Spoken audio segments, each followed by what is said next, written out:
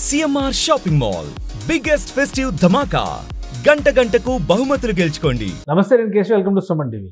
ఆంధ్రప్రదేశ్ ఉప ముఖ్యమంత్రి పవన్ కళ్యాణ్ లేవనెత్తినటువంటి సనాతన ధర్మం అంశం ఇప్పుడు రాజకీయ ఎజెండాగా మారిపోతుందా? పవన్ కళ్యాణ్ ఈ అంశాన్ని లేవనెత్తడం వెనుకే ఒక పెద్ద వ్యూహం ఉందనేది ఎంతవరకు నమ్మొచ్చు? ఈ అంశం పైన విశ్లేషణ చూద్దాం. మనతో పాటు పొలిటికల్ అనలిస్ట్ చంద్రశేఖర్ గారు. చంద్రశేఖర్ గారు నమస్కారం. నమస్కారం కేశవ్. పవన్ కళ్యాణ్ గారు మొన్నటి వరకు మాట్లాడిన విధానం వేరు, ఎన్నికల్లో గెలిచిన తర్వాత ఇప్పుడు మాట్లాడుతున్నటువంటి విధానం వేరు. ఇది ఇప్పుడు వినిపిస్తున్నటువంటి మొదటి మాట. రెండోది, అసలు సనాతన ధర్మాన్ని ఎందుకు అంత పెద్ద ఎత్తున భుజానికి ఎత్తుకున్నారు? ఏంటి, రెండింటికి ఏమైనా సంబంధం ఉందా? అంటే ఏదైనా ఒకటి కేశవ్ గారు, టైం రావాలి. టైం వచ్చినప్పుడు ఆ పరిరక్షణకి ఎవరొకళ్ళకి నాంది పలకాలి. 100 కోట్ల మంది జనాభా ఉండి హిందువులు 145 కోట్లలో మాట్లాడేవాడు లేకపోతే గత 5 సంవత్సరాలు ఏం జరిగిందో మనం చూసాం. 219 దేవాలయాల మీద దాడి జరిగింది. రాముల వారి విగ్రహం శిరచ్ఛేదనం జరిగింది. అంతర్వేదిలో రథం దగ్ధం చేశారు. నిన్నగాక మొన్న కూడా మనం చూసాం. అంటే వైసీపీ వాళ్ళు ఓ రథం తగలబెట్టింది. ఎందుకు ఎవరు ప్రశ్నించేవాళ్ళు లేకపోతే ఇలా చేసుకుంటూనే పోతారు. ఈ దేశాన్ని ఏం చేస్తారు? ఇక ఇప్పుడు 100 కోట్ల మంది జనాభా ఉండి హిందువులకి సనాతన పరిరక్షణ బోర్డు ఏర్పాటు చేయాలంటాం తప్పేం కాదే. ఎవరొకళ్ళు అంటే అందులో రాజకీయ వ్యూహం ఉంది. తమిళనాడు ఎలక్షన్స్ ఉన్నాయి, అందుకే తమిళనాడు నేతలనే టార్గెట్ చేస్తున్నారు పవన్ కళ్యాణ్. పైగా తమిళంలో మాట్లాడుతున్నారు. ఇదంతా తమిళనాడు ఎన్నికల దిశగా వెళ్తున్నటువంటి ఎజెండానా? ఒక తమిళం కాదు సార్, 4 భాషల్లో మాట్లాడాడు ఆ రోజు తిరుపతి వేదికగా. ఇక్కడ ఆయన ఇప్పటికిప్పుడు రాజకీయాలు ఏం చేయట్లా, ఇప్పటికిప్పుడు ఈ డిక్లరేషన్ ఏం చేయలా. ఎప్పటి నుంచో ఉంది ఆయన మనసులో. ఇప్పుడే ఎందుకు లేవనెత్తారు తమిళనాడు ఎలక్షన్ అని కొంతమంది అంటున్నారు, మీరు అన్నారు. ఓకే, ప్రజల్లో ఉన్నది డౌట్లు ఉంటాయి, కానీ ఇప్పుడు కాదు. అయింది దశాబ్దం నుంచి ఆయన మనసులో రగిలిపోయింది. ఎక్కడెక్కడ ఇన్సిడెంట్లు జరుగుతున్నా ఎమ్మటే స్పందిస్తాడు. అదే సమయంలో తన ఇంట్లో క్రిస్టియానిటీ ఉంది, బైబిల్లో బాప్టిజం తీసుకుందని చెప్పి పాపనే డిక్లరేషన్ మీద సంతకం పెట్టాడు. అదే సమయంలో అప్పుడు నా మతం నాకు ముఖ్యం, నా మతాన్ని గౌరవించడం ముఖ్యం, తప్పేం కాదేది.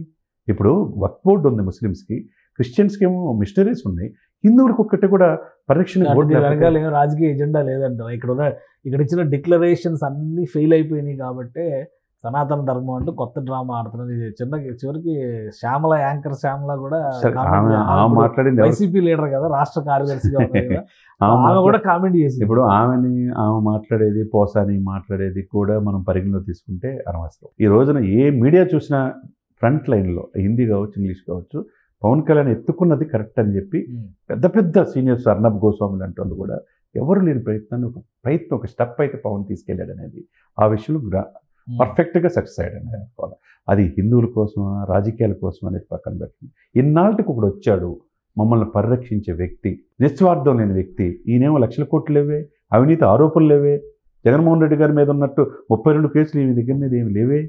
తమిళనాడు ఎలక్షన్స్లో ఆంధ్రప్రదేశ్లో లాగా ఎన్డీఏ కూటమి ఏఐఏడిఎంకే, జనసేన పార్టీ, బీజేపీ ఇలా వెళ్తుంది అని ఒక ప్రచారం జరుగుతుంది. తమిళనాడులో అంటే తెలుగు వాళ్ళ జనాభా కూడా ఉంది కదా, ఎందుకు లేదు?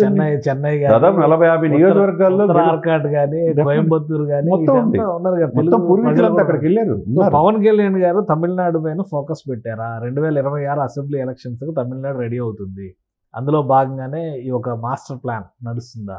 ఇప్పుడు ఐపీఎస్ ఒక అతను ఉన్నాడు కదండి ఆల్రెడీ, అన్నామలై ఒక మంచి ప్రయోజనం. ఆయన కూడా సనాతన సంప్రదాయం గురించి. ఇప్పుడు నెక్స్ట్ విజయ్ వస్తున్నాడు, లాస్ట్ సినిమా 66 సినిమా అయిపోగానే ఆయన కూడా ఎంటర్ అవుతున్నాడు. రజనీకాంత్ రాజకీయాల్లో రానన్నాడు, ఆయన రెస్ట్ తీసుకున్నాడు. ఇప్పుడు అన్నా డిఎంకే ఉంది అక్కడ.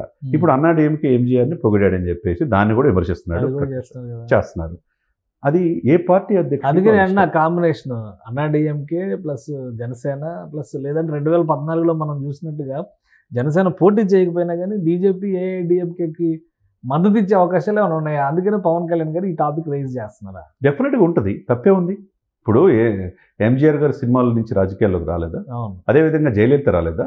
అట్లా ఎంజీఆర్కి మద్దతు ఇస్తే ఆయన జాతీయ భావజాలంతో ఎన్డీఏలో ఉన్నాడు. ఇప్పుడు ఎన్డీఏ పాలసీ ఒకటే, దక్షిణ భారతదేశంలో ఎమర్జ్ అవ్వాలి ఆ పార్టీ కూడా, తప్పే ఉంది. తప్పవటానికి ఒక ఒక ట్రబుల్ షూటర్ లాగా పవన్ కళ్యాణ్ కనపడుతున్నాడు. ఇప్పుడు ఆయనకు కూడా నిలువెత్తున కూడా హిందూ భావజాలం ఉంది, సనాతన సంప్రదాయాన్ని పరీక్షించిన ఆలోచన ఉంది. తన సొంత రాష్ట్రంలో 5 సంవత్సరాల్లో హిందూ దేవాలయాల మీద దాడులు జరిగినాయే, హిందువుల యొక్క ప్రసాదాల్లో కూడా అవినీతం అయిపోయింది, కలుషితం అయిపోయిందే, కనీసం నాణ్యత ప్రమాణాలు కూడా లేవే అని చెప్పి అడగటం తప్ప సార్? ఎప్పుడో చోట ప్రశ్నించాలి కదా. ఆయన మాత్రం ఆ ఉదయనిధి అనే వ్యక్తి తమిళనాడు నిన్నగాక మన డిప్యూటీ సీఎం అయిన ఆయన 2 సంవత్సరాల క్రితం ఏమన్నాడు? సనాతనాన్ని కూకటి వేలతో పెకిలించేయాలి. వైరస్ లాంటిది ఇది, కరోనా లేకపోతే డెంగ్యూ మలేరియాతో పోల్చాడు సార్. అప్పుడు ఎవరు ప్రశ్నించలేదు సార్. చర్చ జరిగింది. అయితే చర్చ జరిగింది. ఆయన ఒక 2 రోజుల తర్వాత ఏమన్నాడు, సనాతనంలోని కులాల మధ్య ఇదని చెప్పేసి పక్క తప్పుకున్నాడు తప్పితే, క్లారిటీ ఇచ్చాడు తప్పితే. ఇప్పుడు జస్ట్ వెయిట్ అంటే ఏంటి, ఎవరిని బెదిరిస్తారు సార్ ఇక్కడ? ఇప్పుడు రేపు నెక్స్ట్ ఒక రకంగా వాళ్ళకి ఆ పార్టీకి ఇబ్బందే.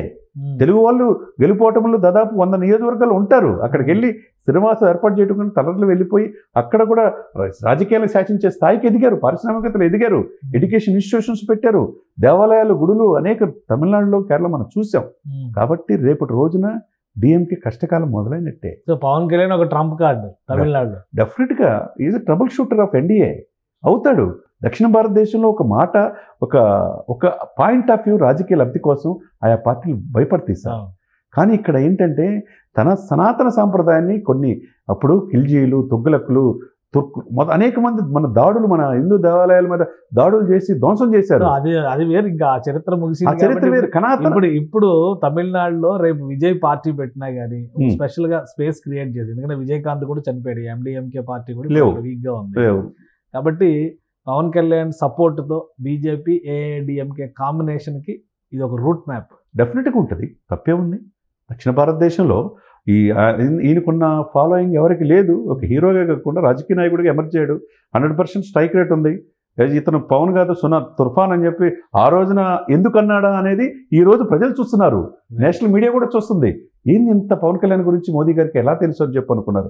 ఇతనిలో కమిట్మెంట్, ఇతనిలో డెడికేషను, డిటర్మినేషను ఆ రోజే గ్రహించాడు. కాబట్టి వీళ్ళిద్దరి మధ్య సారూప్యత ఈ రోజున ఎవరు కనపడుతున్నాడు? ఒక యోగి, ఆయన విధానాలు తీసుకెళ్లే వ్యక్తి. అస్సాం హిమంత విశ్వశర్మ కనపడుతున్నాడు. తర్వాత వీళ్ళిద్దరికి మించి పవన్ కళ్యాణ్ కనపడుతున్నాడు.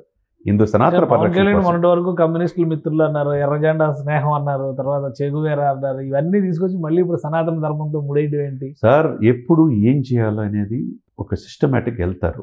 ఓకే, రాజకీయాల్లో వాళ్ళతో విధానాలు నచ్చుతాయి అనేది వెళ్ళొచ్చు, కానీ విధానాలు నచ్చకపోవచ్చు. వాళ్ళ ఓటు బ్యాంక్ ఒకప్పుడు లెఫ్ట్ పార్టీలకు ఉన్న ఓటు బ్యాంక్ బాగుండేది, ఇప్పుడు లేదు. వాళ్ళ ప్రభావితమే లేదు. నాయకులే లేనప్పుడు వాళ్ళ క్యాడర్ ఎక్కడ ఉంటుంది? కాబట్టి సిచ్యువేషన్ బట్టి రాజకీయాల్లో వెళ్తారు. అదేవిధంగా ఎప్పుడు ఏమి లేవనెత్తాలి, ఎవరి కోసం పని చేయాలనేది రాజకీయ నాయకుడిగా పూర్తి పరిపక్వత పవన్ కళ్యాణ్ ఉన్నాడు. కాబట్టి ఈ రోజున నేషనల్ మీడియా అంతా ఆయన చూపిస్తుంది. కాబట్టి ఈయన ఎత్తుకున్నది ఏదైతే ఉందో, గతంలో ఏ రాజకీయ నాయకుడు కానీ ఏ సినిమా హీరో కానీ ఎత్తుకోలే. ఫస్ట్ టైం ఒక వ్యక్తి వచ్చాడు దక్షిణ భారతదేశం నుంచి. ఆ వ్యక్తిని కాపాడుకోవాలని హిందూ సనాతన సాంప్రదాయాన్ని గౌరవించేవాళ్ళు, మఠాధిపతులు, పీఠాధిపతులు అందరూ కూడా కోరుకుంటున్నారు. రైట్ రైట్ థ్యాంక్ యూ చంద్ర శ్రీనివాస్ గారు. ఇది తమిళనాడు ఎలక్షన్స్ ముందుగా ఉన్నప్పటికీ కూడా ఒక ప్రణాళిక ప్రకారమే పవన్ కళ్యాణ్ తన ఎజెండాని ప్రజల ముందర ఉంచుతున్నారు. అదేవిధంగా రాబోయేటువంటి రోజుల్లో అక్కడ కీలక పాత్ర పోషించే అవకాశాలను కూడా కొట్టిపారేయలేవని చంద్ర శ్రీనివాస్ గారు విశ్లేషిస్తున్నారు. ఇక సనాతన ధర్మం గురించి పవన్ కళ్యాణ్ చేస్తున్నటువంటి వ్యాఖ్యలు దేశవ్యాప్తంగా చర్చనీయాంశాలుగా అవుతున్నాయి. ఇది ఎటువైపు మరలుతుందో వేచి చూడాలి. ఇది special discussion. Keep watching. Suman టీవీలో మీ పర్సనల్ అండ్ బిజినెస్ ప్రమోషన్స్ కోసం కింది నెంబర్కి కాంటాక్ట్ చేయండి.